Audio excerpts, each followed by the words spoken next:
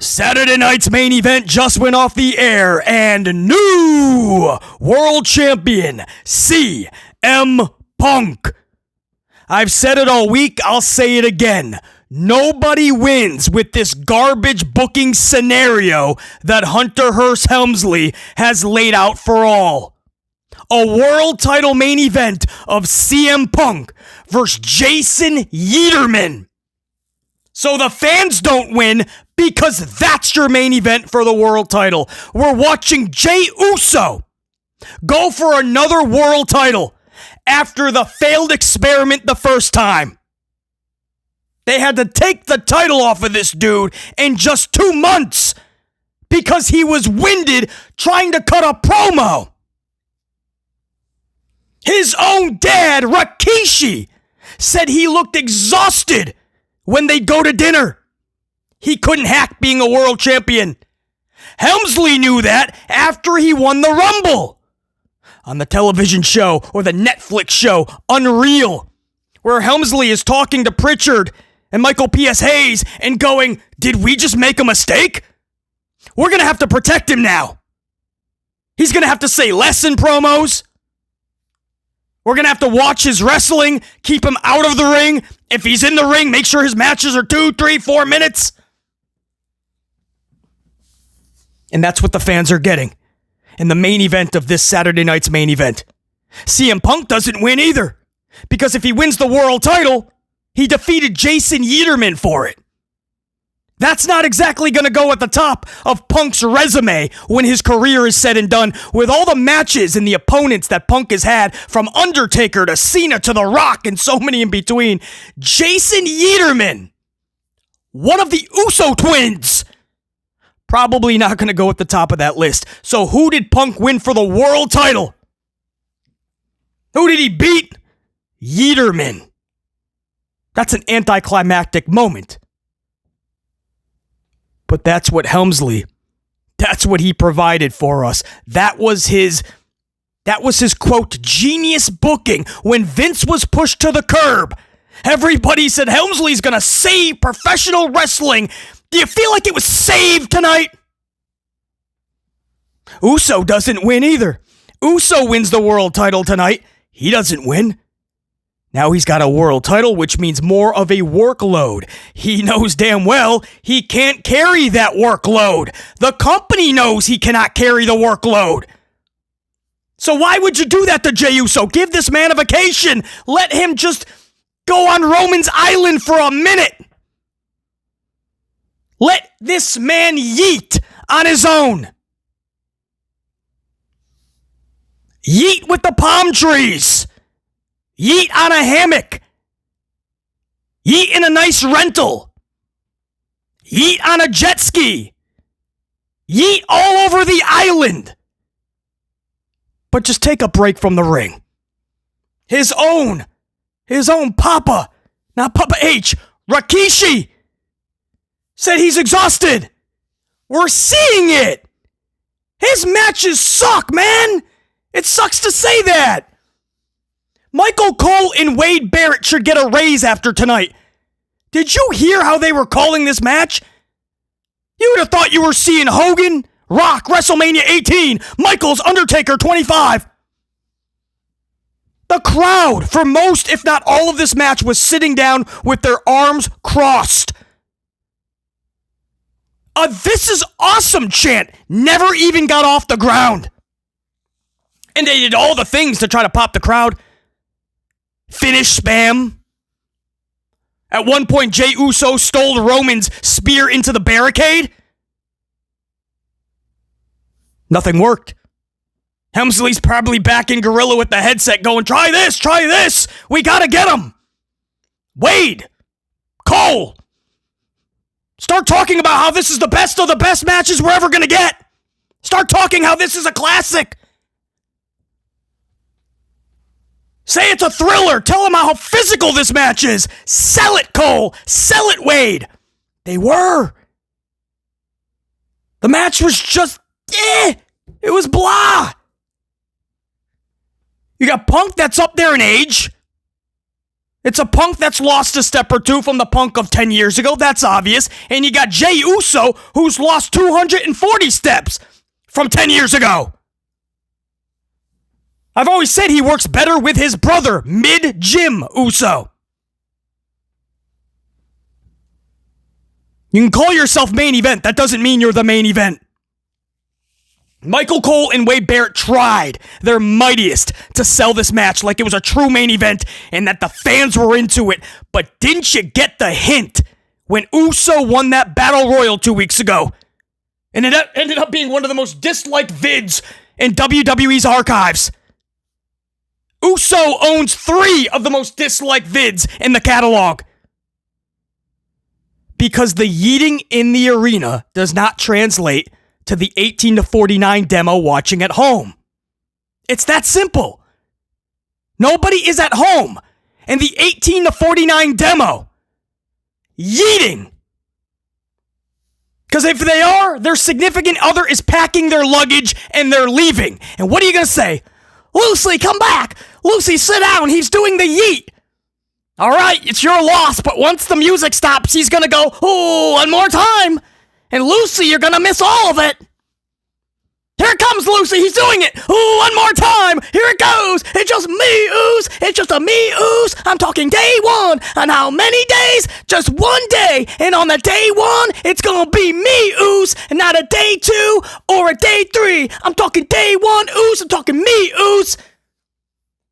Yeet, yeet, yeet. Lucy, get over here. Yeet, yeet, yeet. You're going to miss it. Oh, now the music's... Where are you going, Lucy? Where you go? You couldn't yeet for 2 minutes with me. I told you I'd be there in 5. Give me a damn 5 minutes to yeet, or 25 minutes. Just let me yeet. It's Monday night. You know we yeet. What do you think Lucy's gonna? Lucy's out. Lucy's out. Lucy's not sticking around so you can yeet for 25 minutes every Monday. The 18 to 49 demo is not yeeting.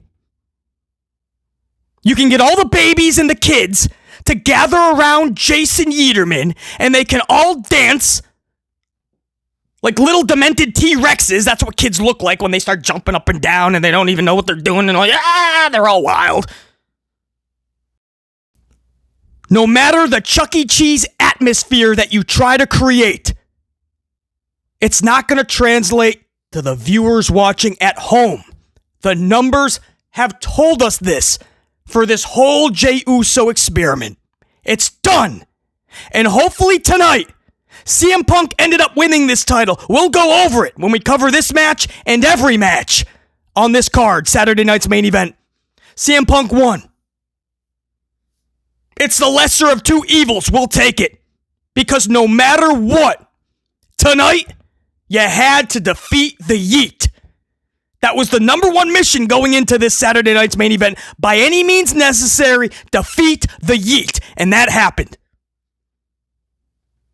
So hopefully now, Jey Uso can go into the mid-card where he should be. And there's nothing wrong with that. The kids can still yeet. You can sell some merchandise. You can throw a mid-card title on him. Deal? He can answer Dragunov's U.S. title open challenge over on SmackDown. Switch him over to the blue, collect a championship. Yeet. Have Dragunov yeet with him, face versus face. Mutual respect. Dancing.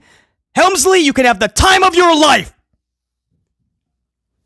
But can we finally start to make actual main eventers? Or do we continue with this process for another year, 2 years, 3 years? How long do we go with this failed Jey Uso experiment? How long?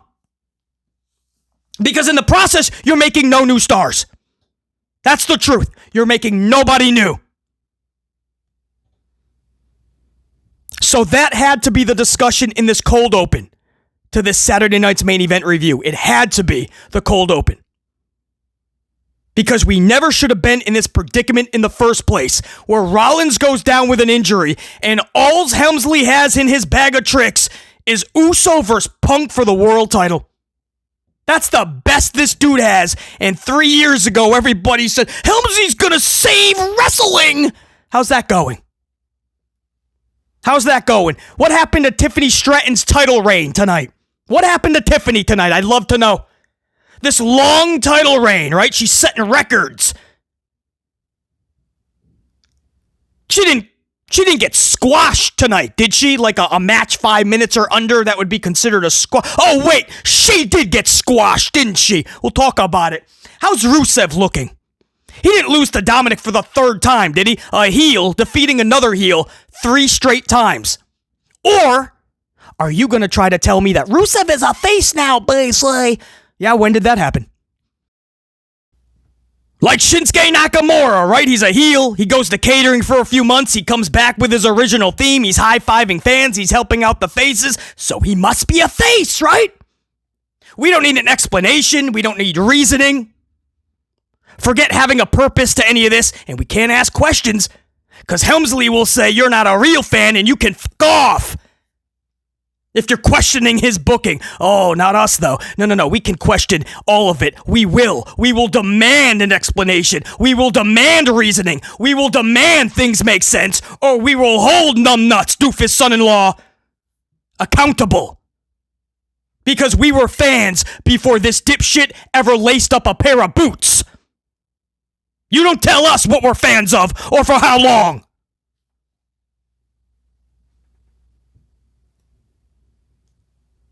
So we'll talk Rusev getting defeated for the third straight time to another heel, being out-heeled all 3 times, mind you. Tiffany Stratton, squashed.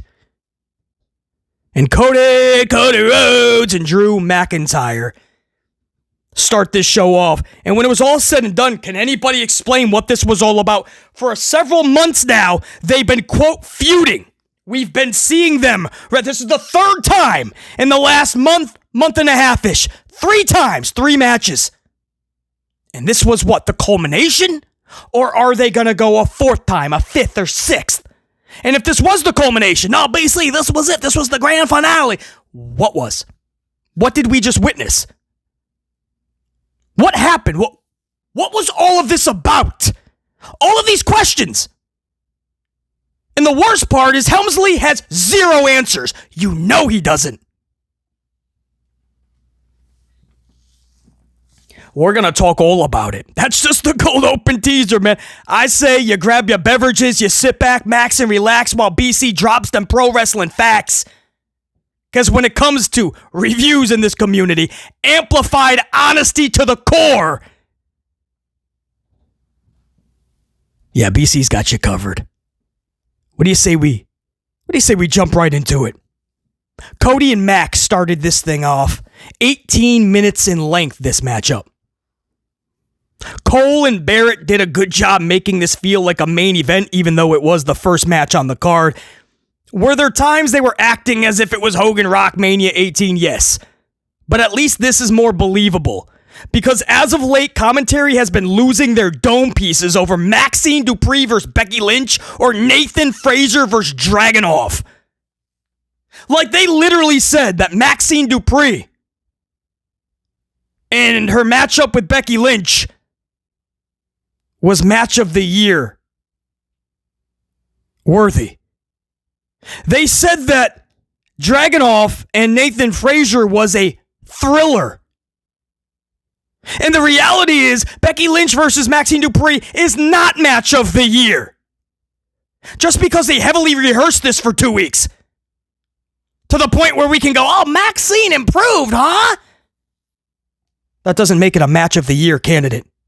It doesn't make it exhilarating. It doesn't make it a, quote, banger. I mean, these were words that were used with Dupree and Becky Lynch. Nathan Frazier and Dragunov, 2 good wrestlers, had a good wrestling match. Let's not get carried away. That's all this was. A thriller? Nathan Frazier and Dragunov was a thriller because I watched the entire match. I gotta tell you, I wasn't thrilled. At no point did I get out of the seat and go, I gotta start pacing. This is a thriller. You say, well, BC, what's the harm in just hyping everything up? Because you have to be careful. You can't hype Maxine Dupree matches left and right to that level. where you're calling Maxine Dupree matches match of the year and bangers. And you can't call every single U.S. Open Challenge match, whether it's Sami Zayn, Dragunov, no matter who they're in there with, a Rey Fenix, a Nathan Frazier, you can't call them all thrillers. And out of this world. I mean, these are phrases and words that commentary is using. I gotta tell you, man, when it actually is a matchup that calls for such verbiage, is it just gonna be so played out? Because we've heard it so often. Like, this is awesome. Remember when there was a time where this is awesome? Man, that was such a fun chant. And we gave it to the matches and the moments that literally were awesome. It was once in a blue moon. But that's what made it special. Nowadays, man, everything is awesome. 16 times a match, everything is awesome. Everything is awesome. Coffee, please. That'll be $47. Awesome. Everything's awesome. Don't question anything, just say awesome. So my whole point in this, man, right from the jump tonight, you knew this card was weak. It was weak. Jade versus Tiffany in a rematch. Cody versus Drew in a rematch of a rematch. A triple threat schmaz for the U.S. Championship, or IC Championship, I should say. And Jay Yeaterman versus CM Punk for the world title. That was it. 4 matches. It's a weak-ass card. You guys know it. So Helmsley told commentary, Wade Barrett and Michael Cole, you just got to light it up the entire 2 hours. Thankfully, we're keeping this event at 2 hours flat. But you're just going to have to oversell everything.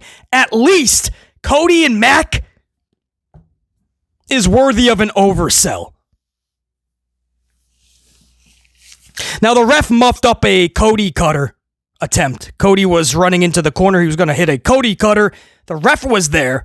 Cody it just wrecked his timing. So Cody had to fake a knee injury. This was awkward, man. Because I got to give it to Cody. I knew what he was going for.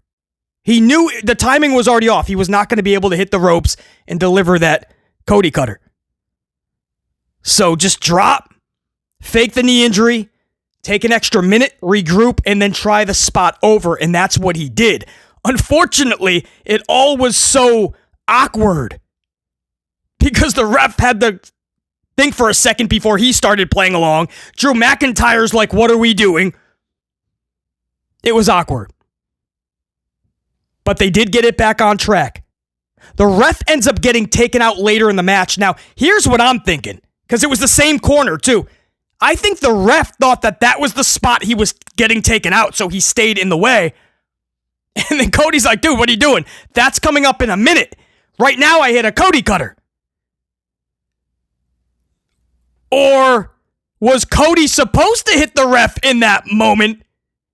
It was an absolute blunder. And it wrecked timing. And it was a noticeable botch. It made things awkward. As a reviewer, these are the things I notice. I do my due diligence. It's the things we talk about. But that was it altered the match pretty big. But again, they ended up getting things back on track. The ref ended up getting knocked out as he was supposed to. Cody drops Mac headfirst into the world title and then hits a subsequent crossroads for the 1, 2, and 3. And still, your WWE champion, Cody Rhodes. Now, if this was on NBC, no harm, no foul. It's on free broadcast TV. Yes, it's a rematch. Yes, we could have seen this on SmackDown, which we did for a few weeks ago. We just saw it. And then a few weeks before that, WrestlePalooza.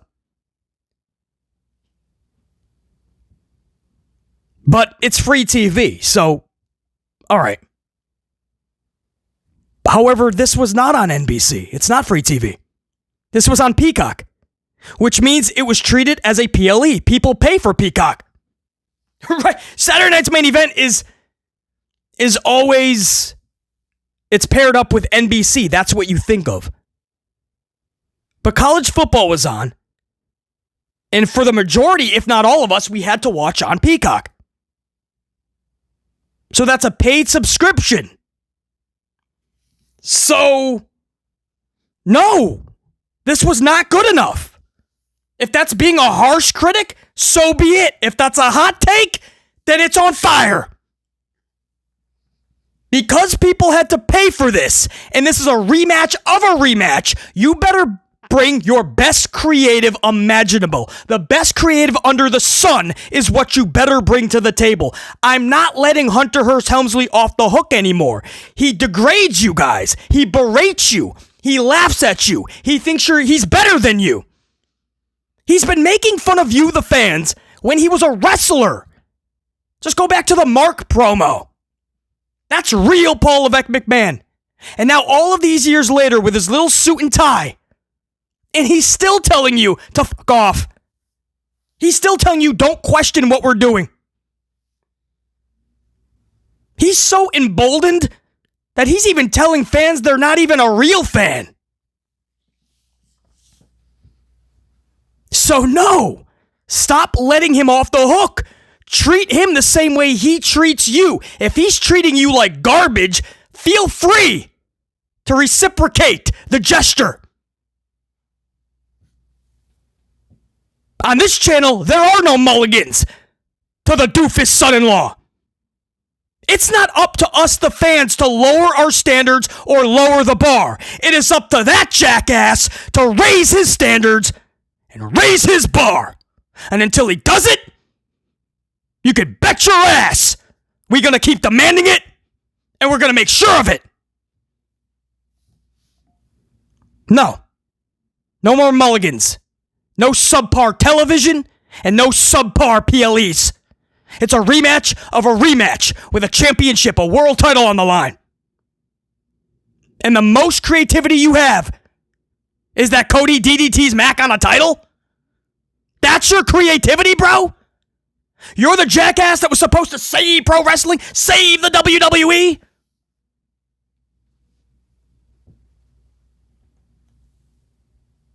Not only are you no better than Vince, somehow, and I'm talking the last 10 years of Vince, not when he was actually a genius for a few decades, but the last 10 years of Vince were horrible. But not only are you no better, you somehow are worse. You have zero creativity. You have nothing going on for you upstairs.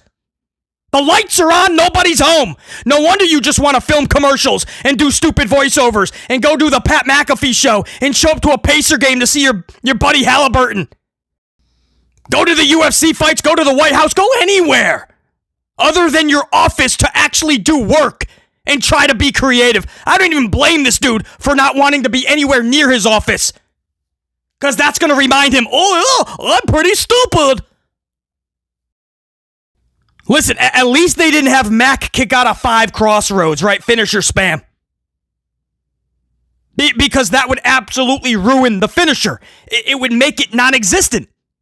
Or completely irrelevant. What was it, Crown Jewel? Is that what it was? We just saw Seth Rollins take a super crossroads from the top rope, and he kicked out. He kicked out. So Drew McIntyre takes a simple one, and he's pinned. That's what should be happening. Tonight, he took a finisher. And at least he got his bell rung from getting dropped on the world title beforehand. But you see how it lessens the value of even Mac? Because people are going to go, oh, Rollins took like 3 of them. One of them was from the top rope, and he kicked out.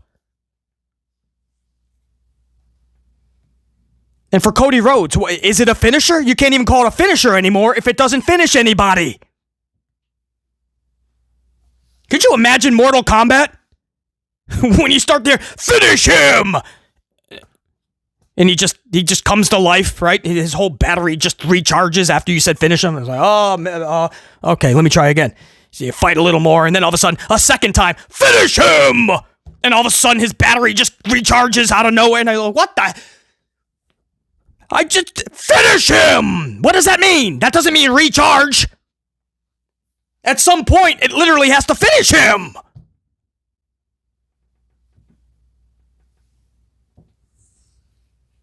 So at least this wasn't finish spam. But it just led to... My questions would be this, and these are very serious questions that I would ask of any fan that uses common sense and logic.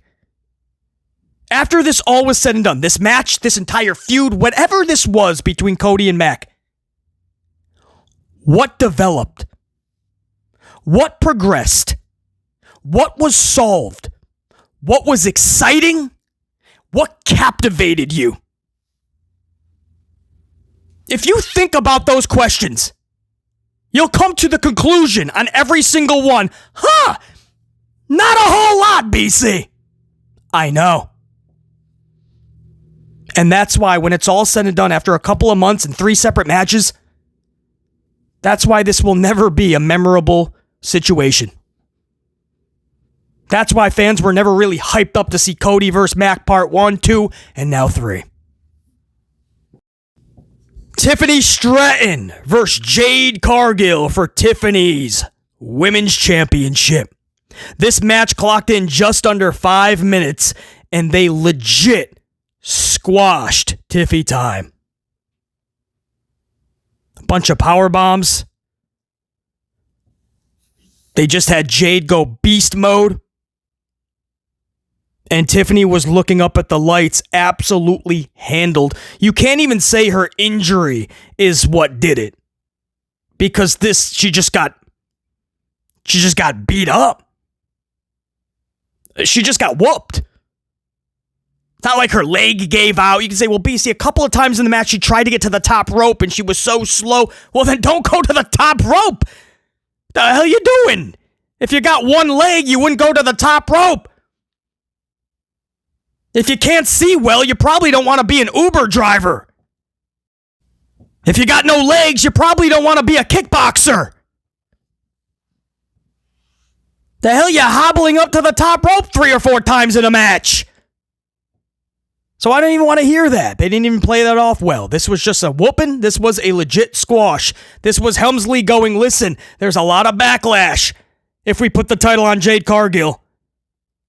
This was Helmsley hearing that backlash and doubling down. And saying, not only are you going to beat Tiffany, it's got to be decisively. You got to absolutely whoop her ass. It's got to be a squash. And that's what they actually did. Wow, man. They actually did it. They did a squash.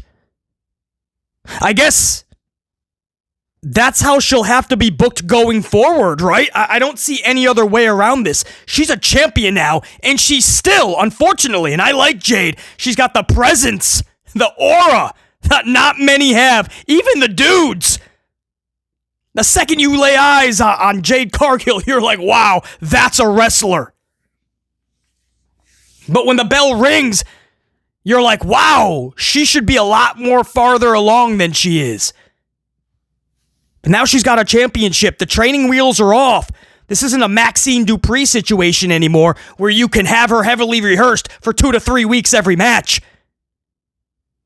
And I just don't think Jade is somebody who can go in there and have 10, 15, 20-minute matches. So what you're going to have to do is these type of matches. Then make her a beast. You're going to have to. She's just going to have to be an absolute overwhelming monster. I know you're not going to want to hear this, but basically the Goldberg of today, but in female mode.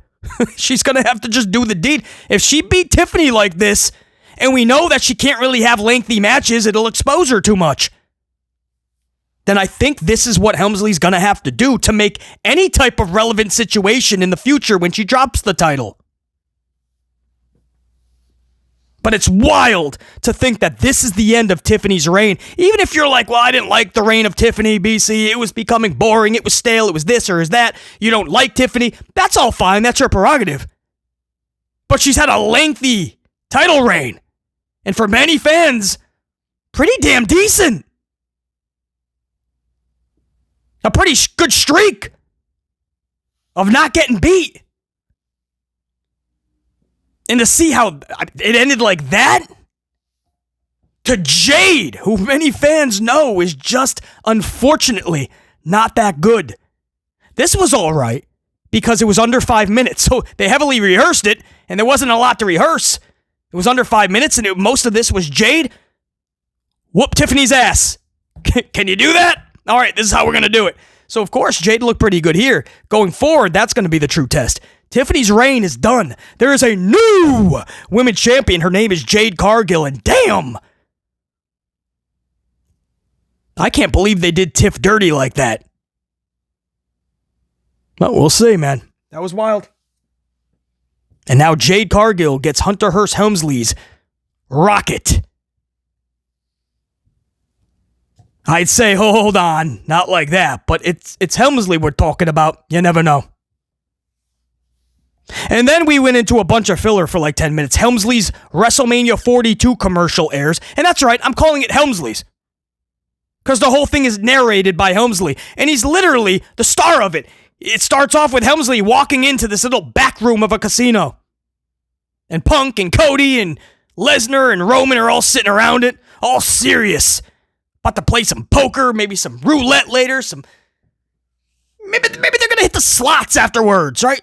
They got their poker faces on though, man. They're all serious. And Helmsley is doing the whole narration.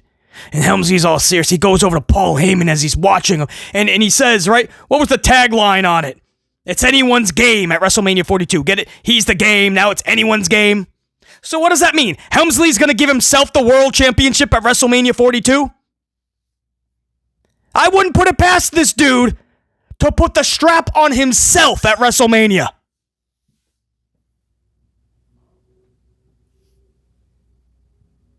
He doesn't care that he's in his late 50s, or that he's got a pacemaker, or the body of a Jey Uso. The ego is still crisp.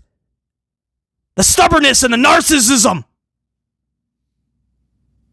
And the I'm better than you and smarter than you attitude of Hunter Hearst Helmsley, that's all there. He'll put the title on himself. It's not like he'd put himself into a Hall of Fame immediately, would he? Oh, yeah.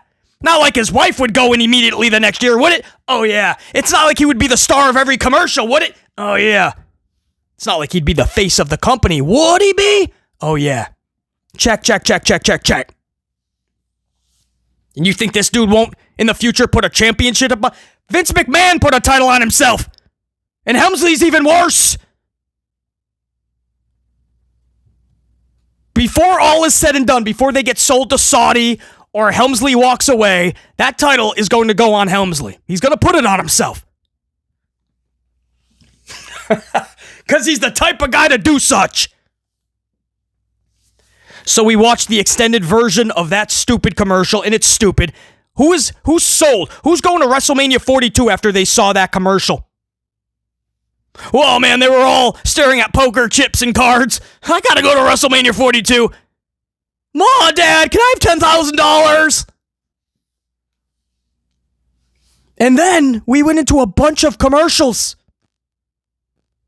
A bunch of commercials for, like, pills that supposedly, like, help you with one problem.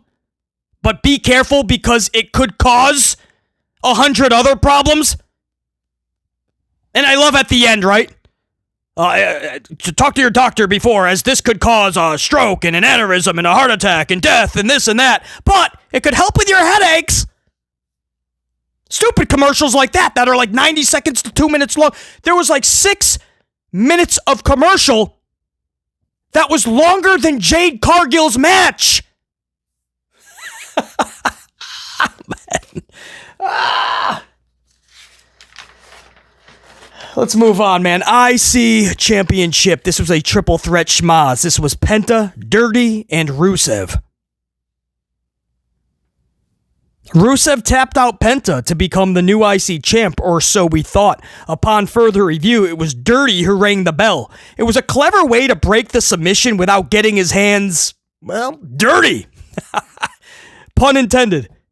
Penta inadvertently decks Rusev in his dome piece with the ring bell hammer. Dirty hits a frog splash and pins Rusev, and still your IC champion is Dirty Dom Mysterio.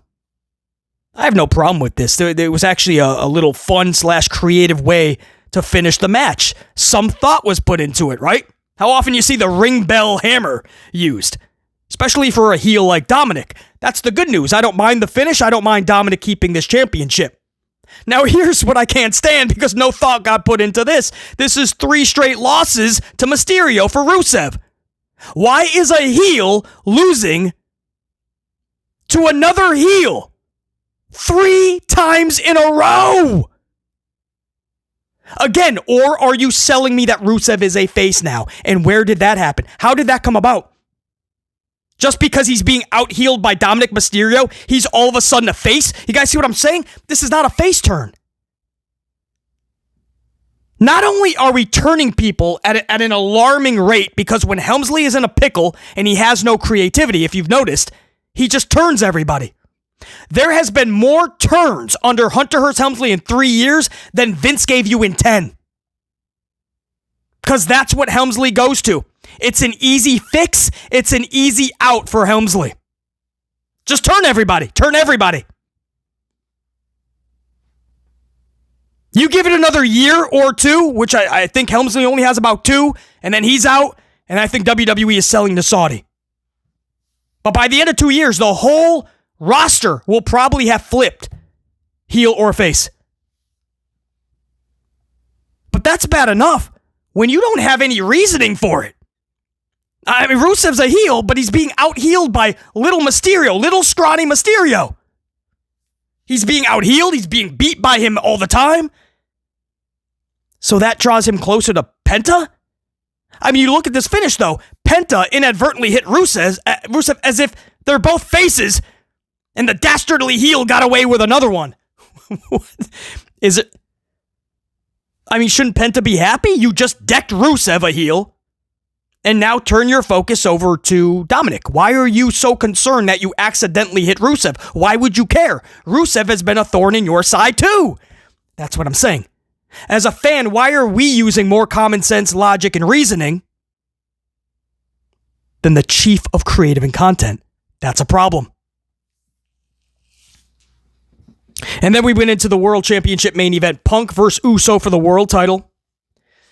This was great. As Uso is making his stupid, redundant, obnoxious, exhausting entrance through the crowd, he stopped around all the kids that are going to Chuck E. Cheese dance with him. They're all going to yeet.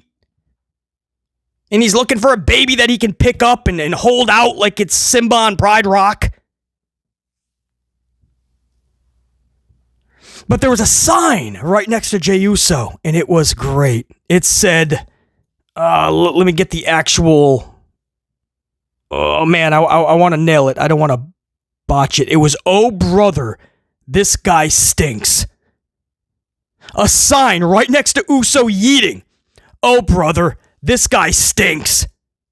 If I can get it in post-edit, I'd love to. But it just wasn't on the screen long enough, so I don't know. I don't know if that was captured. WWE quickly, if you guys check this out, WWE quickly tried to pan farther left when they saw that sign. Helmsley was probably throwing a tantrum.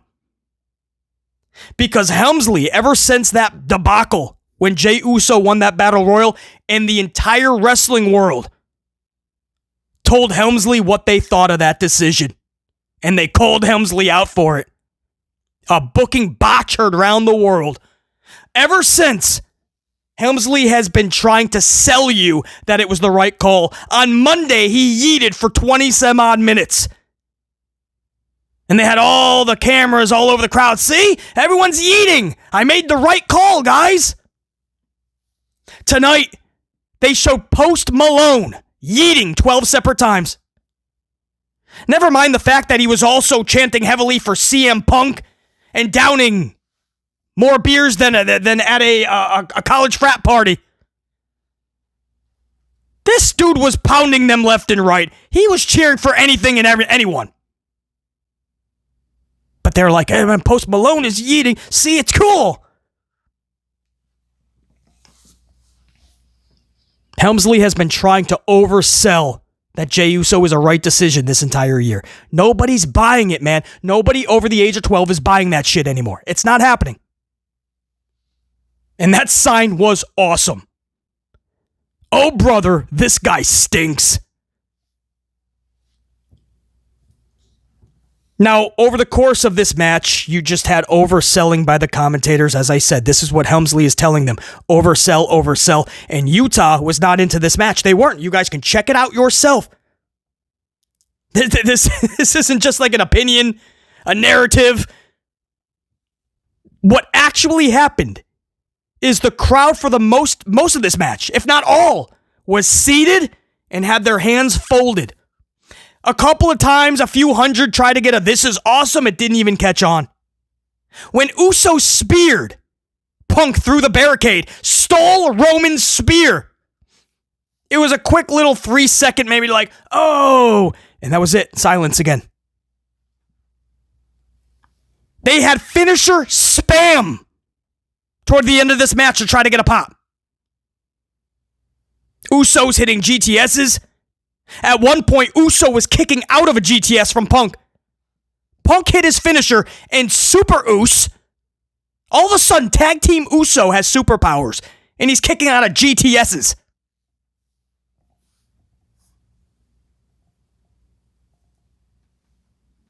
Finisher spam.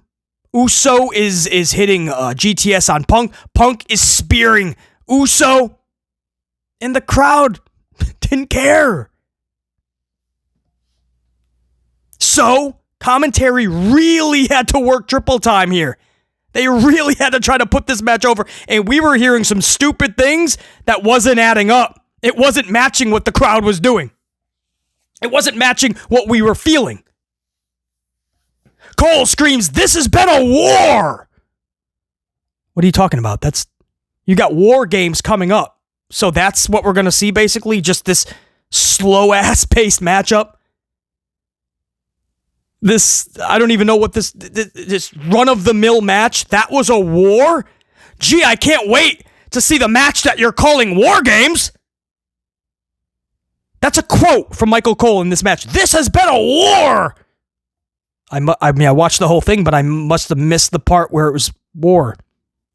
Cole screams out, "Are you surprised how physical this match is, Wade?" And BC is like, "Wait, this wasn't physical at all." Actually, what are you talking about? Wade Barrett screams, "Jey has not been here before, Michael. You see how he's trying to get a leverage. Punk is the wily old vet. Jey hasn't been here before." BC's thinking, wait, he was the world champion earlier this year, Wade. The guy who calls himself main event shouldn't be anywhere near it, was actually in main events with a world title, that title. How quickly Wade forgot or just didn't even care. Jey has not been here before. And then there was a moment where I think it was some super kicks or something, or they were trading off punches. And a few people, I'm not, you guys could check it out yourself. Listen. 100 fans may have been like, yeet, when he was hitting back on Punk. And Wade Barrett says, and I quote, "The Yeets are taking over, Michael." The Yeets are taking over. And I swear, when he said that, you could hear a pin drop in the arena. Nobody was even making noise after he said that.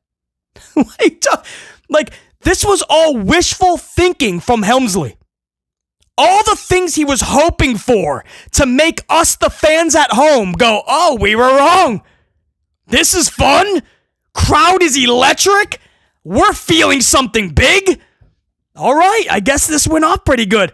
Helmsley wanted that so badly. And he tried to use the commentators as the vehicle, as he should to a point. But when they start saying ludicrous, nonsensical BS like this, and it's not matching, bro, your credibility is in the toilet. Wade Barrett and Michael Cole's credibility is going to be right up there with Hunter Hearst Helmsley calling himself a creator of anything.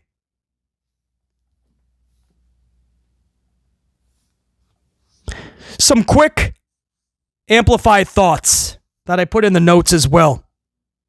And this is amplified honesty. As honest as you're going to get. These two have zero chemistry. They don't. This was rough. Jey Uso just completely sucks as a singles wrestler. In a tag team with mid-Jim for some reason, just so better. I guess that's a twin thing. I guess it's being in a tag team for so long. I don't know. They're so much better together. As a singles wrestler, I said this at the top of the year, and it pains me to say that. If you're new to the channel, this is going to sound wild. Favorite tag team in the industry is actually the Usos. So, for me to say that sucks. But as a singles wrestler, I wish I could tell you there's improvement or I feel a certain way or it's really cool. But Jey Uso sucks as a singles wrestler. The crowd was seated, arms crossed for most of this match. Not even the live crowd. Guys, this is the crowd that paid an obnoxious amount of money to yeet nonstop. And even they were kind of like, is this match going to pick up? This is going to get better, right? No. And this all completely backfired on the doofus son-in-law. This is everything we tried to tell him when he had Jey Uso win that Battle Royal over LA Knight and others. It's the same thing we tried to tell him when he had Jey Uso win the Royal Rumble over LA Knight and John Cena and CM Punk and others. He doesn't listen. He doesn't listen. He doesn't want to be told he is wrong. He won't believe it. He will say you're the issue. We started the beginning of the year 2025 trying to tell him you botched the Royal Rumble. Hold on. Don't do anything more stupid. Don't double down. Two wrongs don't make a right. He remained stubborn and defiant. He went into WrestleMania and he had Gunther, one of the most promising individuals in the business, tap out in 8 seconds to his own move to give Uso the title. 2 months later, the company was forced to take the title off of him because numbers were dropping at an alarming rate. These are facts that BC is giving you. You can go back and check out the Unreal show. Helmsley had to have conversations. It's right there on Unreal. About, did we make the wrong decision? We have to now go into protection mode for Jey Uso. We have to protect him. We have to make sure that we're not putting him in situations where he's going to be exposed. How sad is that? But it's everything we said on this channel. I was never bullshitting. It may have seemed harsh at times, heavy critiques, I understand, but it's because we want the betterment of the business and the industry and the company and the shows. So we're trying to help. He didn't want to listen. So here we are at the end of the year, and he chooses to make the same exact mistake. Instead of a Rumble, it was a Battle Royal. He probably wanted to put the strap on Uso tonight. Maybe Stephanie gave him one of those Stephanie McMahon special smacks across the mug. Slapped the yellow off his teeth. Somebody. Maybe Vince McMahon. Yeah, you doofus son-in-law! Punk versus Yeaterman! Are you stupid? You're such a doofus! Who the hell's gonna like that, Matt? Who's gonna like that? Nobody!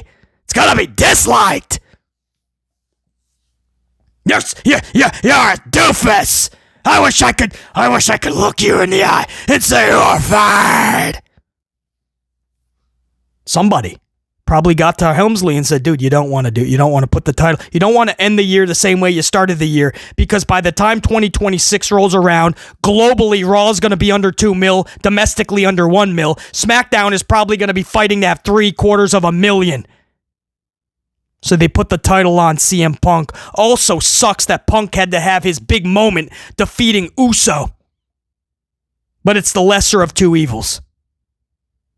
No matter what, you had to defeat the Yeet tonight. And it was all said and done. 3 GTSs it took to defeat Jey Uso. 3! The guy's been in this company for over 10 years. I've seen him lose simplistically 1,000 times in tag team matches. And all of a sudden this year, when Helmsley put the rocket on him, and that's a quote, he also gave him superpowers. He steals everybody's move. He beats Gunther with his own move. He's doing the Roman Reigns spear left and right, even through the barricade tonight. He steals everybody's move, kicks out of everybody else's finisher, most of the time 12 times a match. It took 3 GTSs tonight. And Helmsley doesn't understand. Nobody's buying that bullshit. So you're turning your own fans away in droves. Punk wins the world title. Good for him. I was actually waiting for that moment. I was hoping it was going to be a more special moment. Could have been WrestleMania worthy. But no. Jey Uso. Yeaterman had to beat Gunther, while CM Punk is in this weird thing with Roman and Seth, a triple threat with nothing on the line and no purpose. They're all fighting for Paul Heyman and his services. Whatever that means, I don't even want to know. But it's fitting, because Helmsley never cared about Punk anyway, so this was probably great for Helmsley. Hey, see, I put the title on Punk. So you guys were always saying I don't like him, I'm not going to put the... See, I just did. Yeah, because Rollins got injured, and the whole wrestling world said 4 letters, 1 word, nope, to Jey Uso. So yeah, you ran out of options, doofus.